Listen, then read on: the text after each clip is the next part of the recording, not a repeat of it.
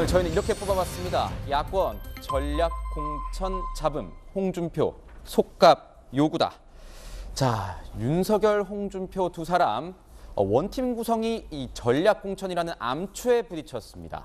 홍준표 의원이 최재형 전 감사원장 등 이 전략 공천을 합류 조건으로 제시한 것에 윤석열 후보 측이 구태 밀실 정치다 이러면서 강하게 거부하고 나섰기 때문인데요. 홍준표 의원이 꺼낸 이 전략 공천 카드, 국민의힘의 완벽한 원팀은 이렇게 멀어지는 걸까요? 먼저 어제 윤 후보의 발언과 함께 최재형 전 원장을 만났는데요. 그 모습 보시고 이야기 이어가도록 하겠습니다. 공정한 원칙에 따라서 한다는 입장을 가지고 있고 공천관리위원회가 공정하게 정한 기준과 방식에 따라서 하는 것을 저는 원칙으로 세워놨습니다.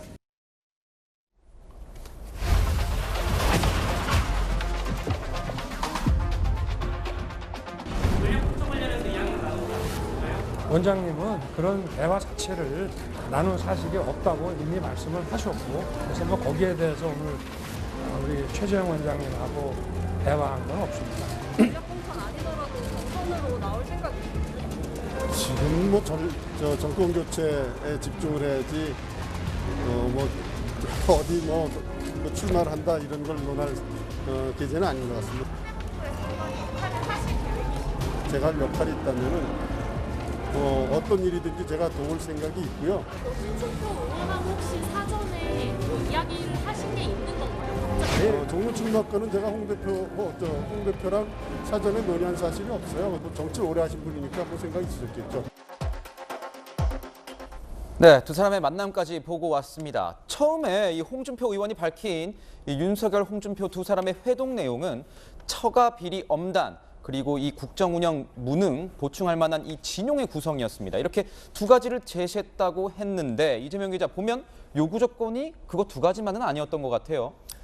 그렇죠. 그러니까 요구 조건이 지금 얘기한 것처럼 두 가지였던 거죠. 하나가 이제 국정운영 능력을 담보할 그런 조치를 해달라. 그리고 또 하나가 처가 비리에 대해서 엄단을 선언해달라. 이 두 가지가 홍준표 의원이 윤석열 이제 후보에게 제시한 선대 합류 조건이었는데, 제가 어제는 뭐 이 정도는 받을 수 있는 거 아니냐라고 얘기했는데, 사실상 앞단에 있던 그러니까 국정 운영 능력을 담보하는 그런 조치해달라가 어떻게 보면 본인의 사람을 이번 대통령 선거가 함께 치러지는 5군데 재보궐선거에 공천해달라 이런 이제 의미가 같이 포함돼 있었던 것 아니냐, 이제 이런 느낌이 강하죠. 최재형 감사원장은 대선 그 경선에서 홍준표 의원 캠프에 들어갔었죠. 경선에 탈락한 이후에 이제 홍준표 의원을 이제 지지했었죠. 그리고 네. 나서 근데 문제는 뭐냐면 뭐 최재형 전 감사원장만 하더라도 뭐 나름 상징성이 있죠. 뭐 공정이라든지 탈원전이라든지 이런 거에 대해서 국민의힘이 지향하는 어떤 상징성을 갖고 있는데, 자, 대구 중남구는 어떻게 보면 5곳 재보궐 지역 가운데 가장 당선 가능성이 높은 데입니다. 네. 근데 그곳에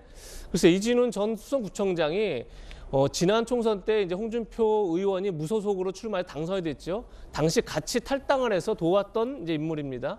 그리고 이번 때 대선 경선 때도 적극적으로 도왔고요. 결국은 근데 과연 이제 이진훈 수성구청장이 대구 중남구의 공천을 어떤 상징성이 있느냐, 어떤 대표성이 있느냐를 했을 때 다들 좀 갸웃해지는 거죠. 그러다 네. 보니까 결국은 국정운영 능력을 담보해달라라고 요구해놓고 나서 결국은 내 사람을 심어달라라는 의미로 해석되다 보니까, 그래서 당내에서도 홍준표 의원이 너무 구태스러운 제안을 한 것 아니냐 이런 말이 나오는 거죠.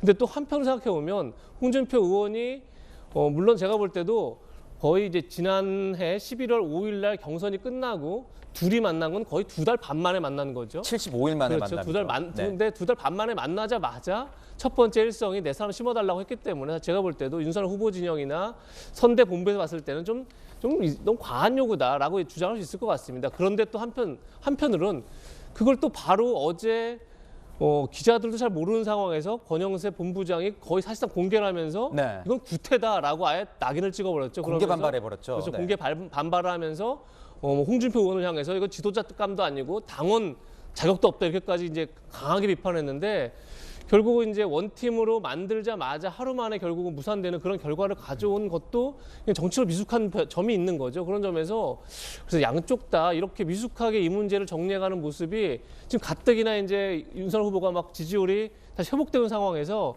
다시 한번 악재가 되는 게 아닌가 이런 우려가 듭니다. 네.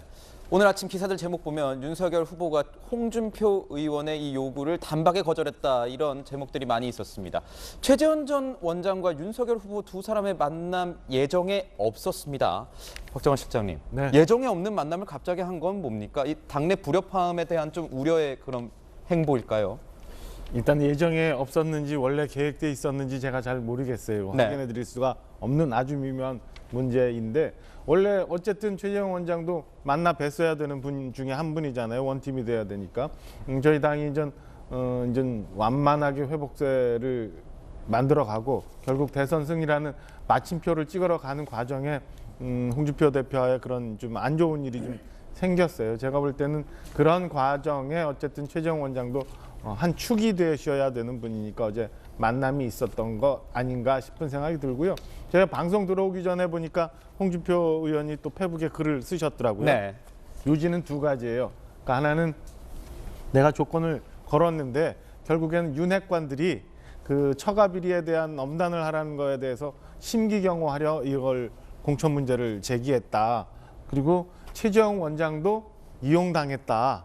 굉장히 유감이다. 이런 글을 쓰셨더라고요. 저는 이 글을 보면서 홍준표 대표를 모시고 결국엔 원팀을 만들어서 대선을 잘 치러야지 하는 큰 축이 하나가 무너지는구나. 그러니까 홍준표 대표라는 분이 1 더하기 2를 해서 2를 만들어줘야 되는데 그 일의 역할을 못하는 상황으로 스스로 만들었구나라는 생각이 들어서 굉장히 아쉽다는 생각이 듭니다. 그래서 어쩌면 제가 너무 빠른 얘기인지 모르겠지만 큰 선거들이 이렇게 지나가다 보면은 그 한 시대를 풍미했던 큰 정치인들이 좀 상처를 받고 저 뒤쪽으로 이렇게 쓰러져 가잖아요.